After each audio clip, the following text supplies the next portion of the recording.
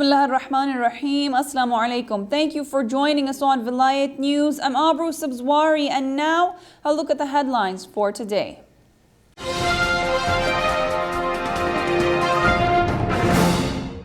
At least 500 Al-Qaeda militants escape Iraq's Abu Ghraib prison. In Egypt, at least 4 people have been killed and more than 20 injured in clashes between pro and anti-Morsi protesters. Thousands flee the conflict in South Sudan. A strong earthquake in China kills 89 people and injures over 400 others. American whistleblower Snowden to leave the Moscow airport by Wednesday. U.S. congressional hurdles lifted on arming Syrian rebels. And an exclusive phone interview with MWM Pakistan's Secretary General Allama Nasir Abbas and MWM Pakistan's Political Secretary Syed Nasir Abbas Jafri on the attack of Lady Zainab's shrine.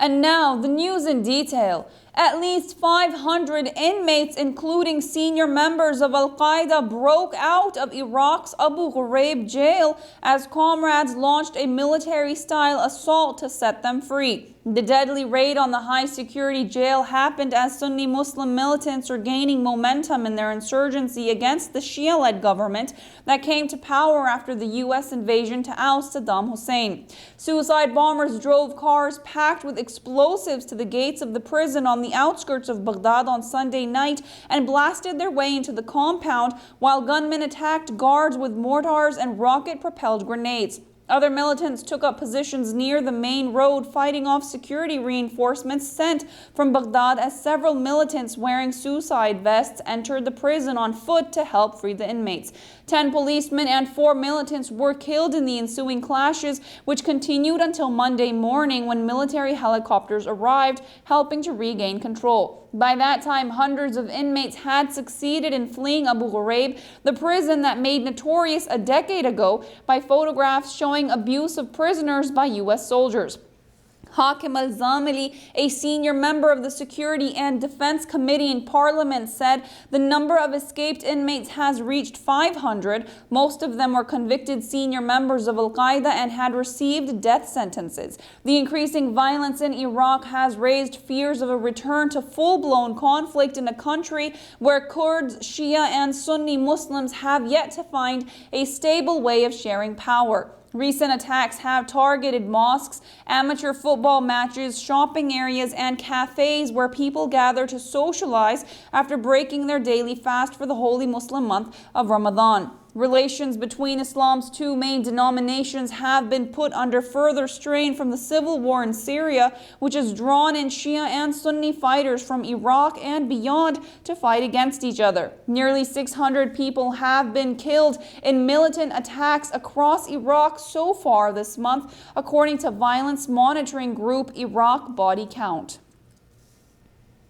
4 people have been killed and dozens others injured as supporters and opponents of Egypt's ousted President Mohamed Morsi clashed in Cairo. Security sources said that 3 people died in clashes in Qalyub province north of Cairo. A 4th person died in the hospital after being hit by gunfire during clashes near Cairo's Tahrir Square. Medical officials said that at least another 26 people were injured in the violence in which the rival camps exchanged volleys of stones and birdshot. Police fired tear gas in a bid to disperse the clashing demonstrators. Earlier in the day, Morsi's family said they have planned to sue the military for having kidnapped the elected president. Morsi's daughter, Shema Mohammed Morsi, said at a news conference that we are taking local and international legal measures against Abdel Fattah al-Sisi, the leader of the bloody military coup, and his group. Morsi's son Osama also said that the family had not heard from Morsi since his ouster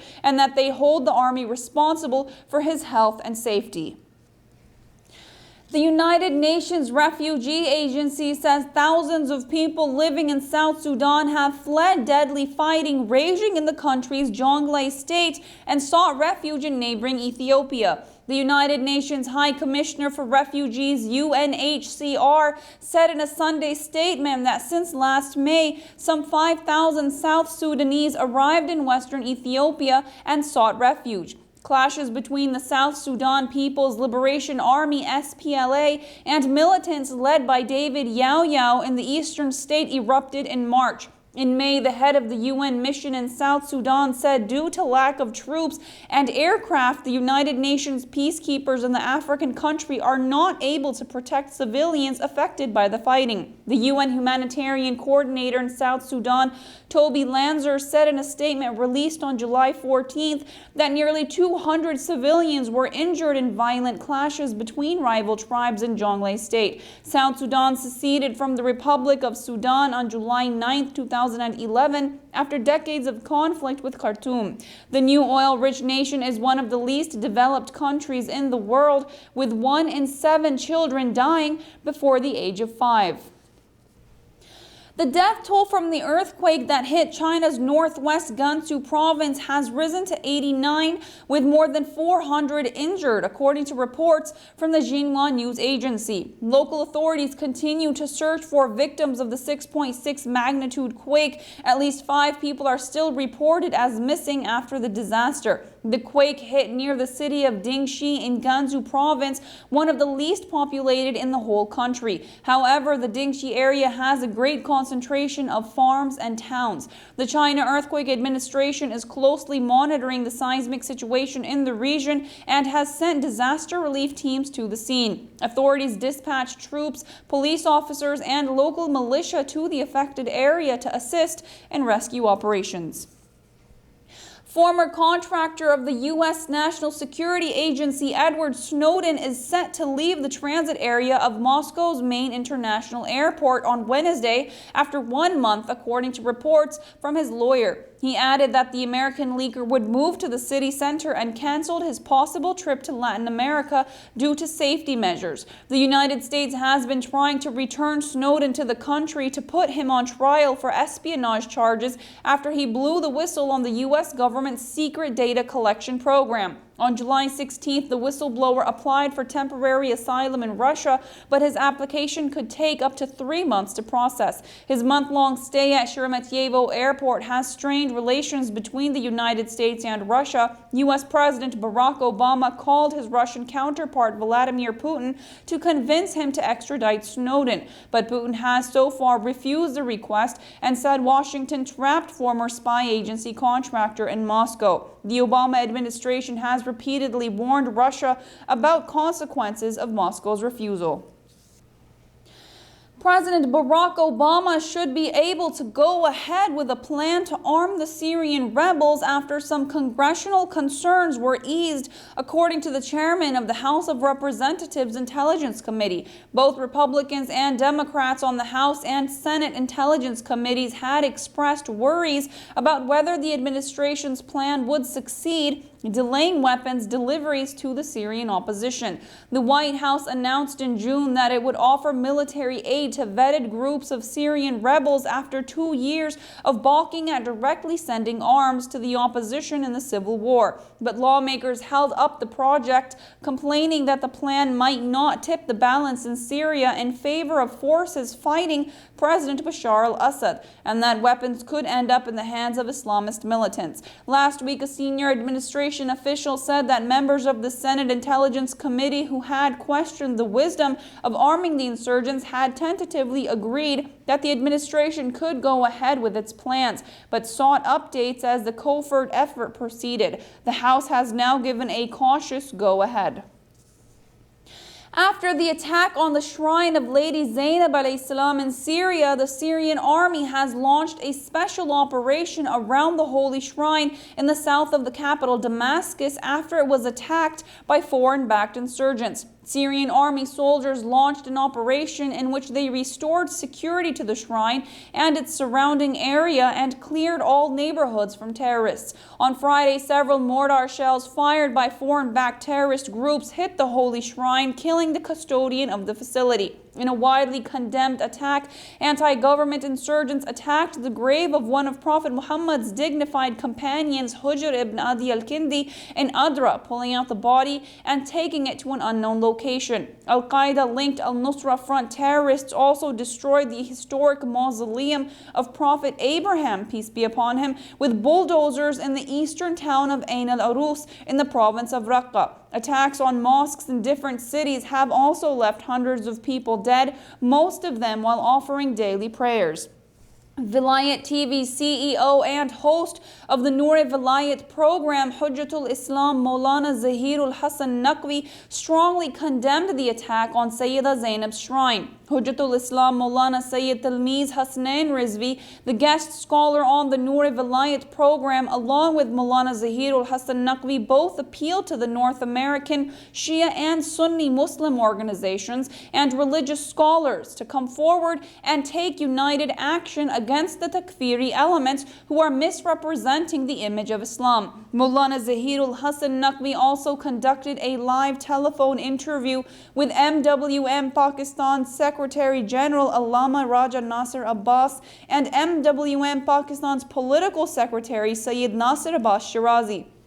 Allama Raja Nasir Abbas and Syed Nasir Abbas Shirazi both condemned the attack and emphasized the importance of unity among Shia and Sunni Muslims. They demanded the Islamic Ummah join together to expose the barbaric takfiri elements who are destroying the peaceful face of Islam. They also condemned the Saudi, Qatari, and other Gulf kingdoms who are openly funding and arming the takfiris to prolong their illegitimate family rules. Let's take a look at the interview. ہمارے ساتھ اس وقت line پر موجود ہیں حجت الاسلام والمسلمین راجہ ناصر عباس صاحب پاکستان سے. السلام علیکم ورحمۃ اللہ وبرکاتہ. وعلیکم السلام. جی راجہ صاحب، میرے ساتھ اس وقت حجت الاسلام والمسلمین مولانا سید تلمیذ حسنین رضوی صاحب بھی موجود ہیں، اور سب سے پہلے تو میں آپ کو خوش آمدید کہتا ہوں ہمارے نور ولایت پروگرام میں، اور اس کے ساتھ ساتھ تعزیت پیش کرتا ہوں اس عظیم سانحہ پر جو کہ سیدہ زینب سلام اللہ علیہا میں حرم بی بی زینب سلام اللہ علیہا کے ساتھ پیش آیا ہے. ناظرین محترم، اس وقت ہمارے ساتھ لائن پر موجود ہے پاکستان سے ناصر ملت حجت الاسلام والمسلمین علامہ راجہ ناصر عباس جعفری صاحب، جو کہ سیکرٹری جنرل ہیں وحدت المسلمین پاکستان کے. راجہ صاحب، آپ فرمائیے گا کہ آپ کا اس حوالے سے ریئیکشن کیا ہے؟ پاکستان میں اس وقت کیا ریئیکشن ہو رہا ہے؟ کیا آپ اس سے راضی ہیں، سیٹسفائی ہیں؟ اور نارتھ امریکہ کے اندر موجود مومنین اور مومنات اور پوری دنیا کے اندر جو ہمارے اس پروگرام کو دیکھ رہے ہیں اور سن رہے ہیں، آپ کا ان کے لیے پیغام کیا ہے؟ ہمیں کیا کرنا چاہیے راجہ صاحب؟ بسم اللہ الرحمن الرحیم. آپ کی خدمت میں اور آپ کے تمام جو ناظرین ہیں سب کی خدمت میں السلام علیکم. علیکم السلام ورحمۃ اللہ. دیکھیے، جو سانحہ رونما ہوا ہے، اس کے واقع ہونے سے پہلے باقاعدہ اس کے کچھ مقدمات طے ہوئے ہیں. سعودی عرب کے بعض مفتیوں نے فتوے دیے ہیں جو تکفیری لوگ ہیں، جو اپنے علاوہ تمام باقی مسلمانوں کو کافر سمجھتے ہیں. ان کے علاوہ دوسرے اہل سنت مسلمان بھی کافر ہیں، اور اہل تشیع کے بارے میں بھی کفر کے فتوے لگاتے ہیں جو ان کو نہیں مانتے، ان کی بات نہیں مانتا. یہ اسلحے کے زور پر، طاقت کے زور پر اپنی بات ٹھونسنا چاہتے ہیں. یہ افغانستان سے لے کر سیریا تک، مصر تک، یمن اور پورے جہان اسلام کے اندر موجود ہیں. حتیٰ یورپ کے ممالک میں بھی یہ لوگ نفوذ کر چکے ہیں. یہ تکفیری ٹولہ جو انسانی سوسائٹی اور معاشرے کے لیے انتہائی نقصان دہ ہے. اس کے مفتیوں نے سعودی عرب سے فتوے دیے کہ وہ ثانیہ زہرا رسول خدا کی نواسی، آخری نبی کی نواسی، ہمارے جس پہ کلمہ پڑھتے ہیں، ان کی نواسی کے حرم کو ہم گرائیں گے. اس سے پہلے انہوں نے صحابی رسول حضرت حجر بن عدی کے حرم کی بے حرمتی کی، ان کی قبر کی بے حرمتی کی، اور اسی طرح سے باقی مقدسات کی بھی حرمتی کر چکے ہیں وہ. تو ان کے اس فتوے کے نتیجے میں وہاں پر جو ان کے پیروکار ہیں، جو تکفیری ٹولہ ہے، انہوں نے جناب ثانیہ زہرا کے حرم کو نشانہ بنایا، اور وہاں اس سے پہلے کافی لوگ موجود تھے جو اس حرم کی حفاظت کر رہے تھے. ان کے عملوں سے محفوظ رکھا ہوا تھا، لیکن یہ مارٹر انہوں نے فائر کیا، جس کے نتیجے میں انہوں نے حرم جناب ثانیہ زہرا کو نقصان پہنچانے کی کوشش کی. میرے خیال میں یہ ناموس سے رسالت کی توہین ہے. تمام مسلمانوں کی ذمہ داری ہے کہ سراپا احتجاج ہوں. اگر وہ ان کا راستہ نہیں روکیں گے تو یہ وہی قوتیں ہیں جنہوں نے پہلے بقی کے اندر اولیاء اللہ کی، اہل بیت رسول کی، ائمہ کی اور رسول خدا کی اطرت اہل بیت کی قبروں کو مسمار کیا. اگر عالم اسلام کا خوف اور دباؤ نہ ہوتا تو یہ روزہ رسول کو بھی مسمار کر دیتے. لہذا اس ایسی ایک انتہائی نیگیٹو فورس کے مقابلے میں پورے جہان اسلام کو اسٹینڈ لینا چاہیے, کھڑے ہونا چاہیے. یہ توہین ہے ناموس رسالت کی. جس طرح سے باقی کاموں میں جب رسول اللہ کی توہین کی جاتی ہے تو پورے دنیا کے مسلمان سراپا احتجاج ہوتے ہیں, اس مسئلے کو بھی رسول خدا کی نواسی کے حرم کو گرانا, جن کی نسبت رسول کے ساتھ ہے, وہ رسول خدا کی بیٹی ہیں, وہ کربلا کی شیر دل خاتون ہیں جنہوں نے یزیدیت کے خلاف اور کفر کے خلاف قیام کیا اور مظلوموں کے حقوق کی مقدس جنگ لڑنے کے لیے وہ مدینہ سے کربلا اور کربلا سے کفر شام گئی ہیں. تو اس وقت ذمہ داری اور سب کی ڈیوٹی یہ ہے تمام مسلمانوں کی کہ وہ اس مسئلے کو آسان نہ لیں, بلکہ اس پر سٹینڈ لیں, مذمت کریں, محکوم کریں اور تکفیری ٹولے کو آئسولیٹ کریں, اسے رسوا کریں. یہ مسئلہ ایک دو دن کا نہیں ہے بلکہ اسے زندہ رکھا جائے. یونائٹڈ نیشن کو بھی اس حوالے سے کنڈیم کرنا چاہیے. دنیا کے جتنے بھی ادارے ہیں ہمیں اہل سنت بھائیوں سے بھی رابطہ کرنا چاہیے, انسانی حقوق کے اداروں سے بھی رابطے کرنے چاہیے. پاکستان کے اندر, دنیا کے اندر بھی یہ سلسلہ جاری رہنا چاہیے. اور حکومتوں کو, مسلمان حکومتوں کو, OIC کو بھی اس کی مذمت کرنی چاہیے.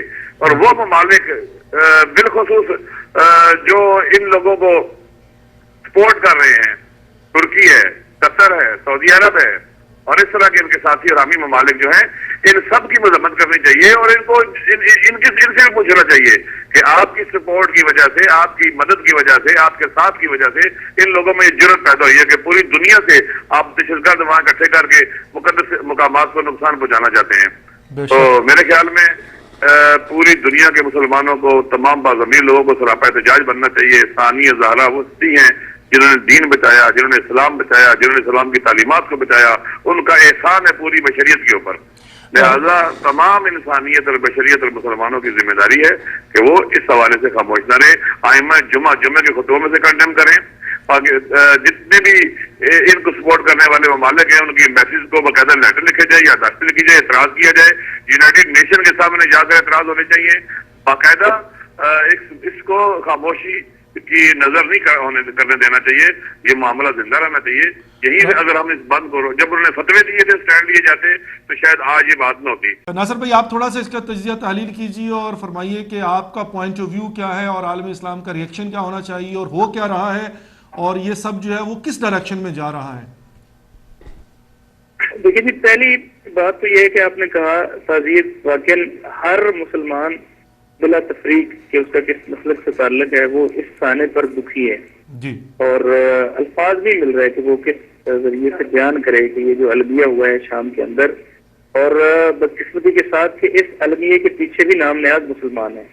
صحیح, بالکل صحیح. ایک بات بڑی کلیئر ہو کے پوری دنیا میں سامنے آ گئی ہے, وہ یہ ہے کہ ایک مخصوص ذہنیت کہ جو تکفیری ذہنیت ہے, جو اپنے علاوہ کسی کو درست نہیں سمجھتی, اپنے علاوہ کسی کو مسلمان نہیں سمجھتی, اور وہ اس حد تک گری ہوئی ہے کہ وہ ذہنیت اس کے مقابلے میں جو آتا ہے اس کے لیے ہر طاقت کا وہ ذریعہ, ہر بربریت کا وہ ذریعہ کہ جس سے انسانیت بھی شرمندہ ہوتی ہے, وہ اختیار کرنے کے لیے آمادہ اور تیار ہوتی ہے. اس ذہنیت کو ہم شام کے اندر اپنے عروج کے اوپر دیکھتے ہیں. ہم دیکھتے ہیں کہ وہ اپنے مخالفین کے جگر نکال کے کچا اس کو چبانے کی رسم کو بھی ادا کرتے ہیں.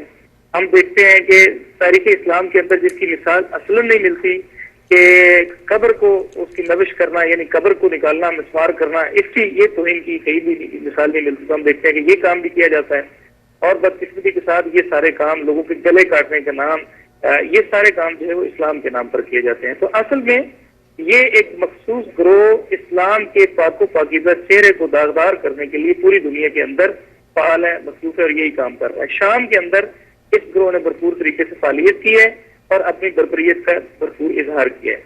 تو مسلمانوں کے لیے محبت کے براکس اہل بیت اور اصحاب کرام, اگر ہم دیکھیں تو شام کے اندر اہل بیت کا بھی مرکز ہے, جناب بی بی زینب سلام اللہ علیہ, کہ جنہوں نے پوری عالم انسانیت کو واقعا جو کردار انہوں نے ادا کیا اس کے نتیجے میں آج انسانیت کو انسانیت کے ساتھ شناسائی حاصل ہوئی ہے.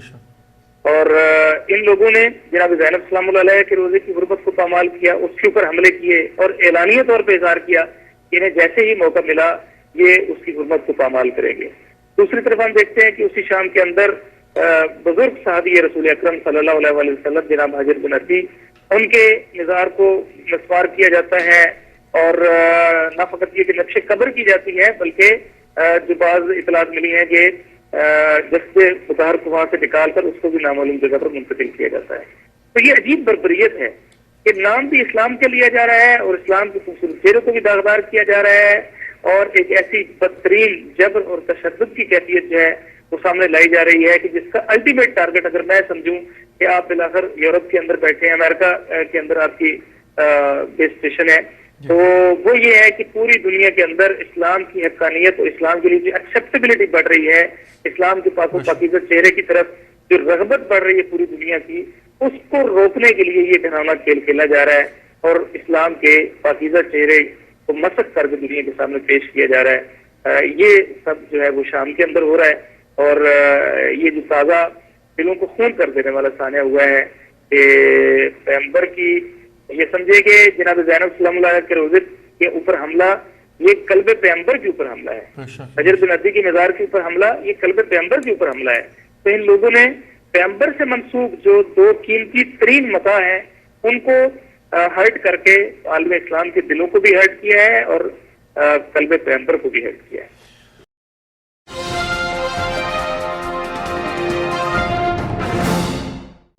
The Syria crisis started in March 2011 and has transpired as one of the bloodiest conflicts in recent history.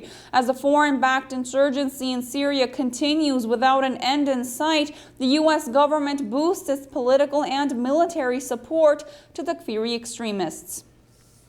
During this holy month of Ramadan, we request all of you to please remember the Muslim families and innocent children suffering all across the world in Syria, Pakistan, Iraq, Afghanistan, Palestine, Turkey, Egypt, and wherever else the Muslim Ummah is facing turmoil. Please also remember to pray for and support the families of the Shuhada who are being brutally tortured and killed for being Shia. And that brings us to the end of our bulletin today. If you'd like to contribute your community's news, you can email us at news@VelayatTV.org. You can also get the latest headlines and more by visiting our website, VelayatTV.org, or subscribe to and follow us on our YouTube and Facebook pages, Velayat TV USA.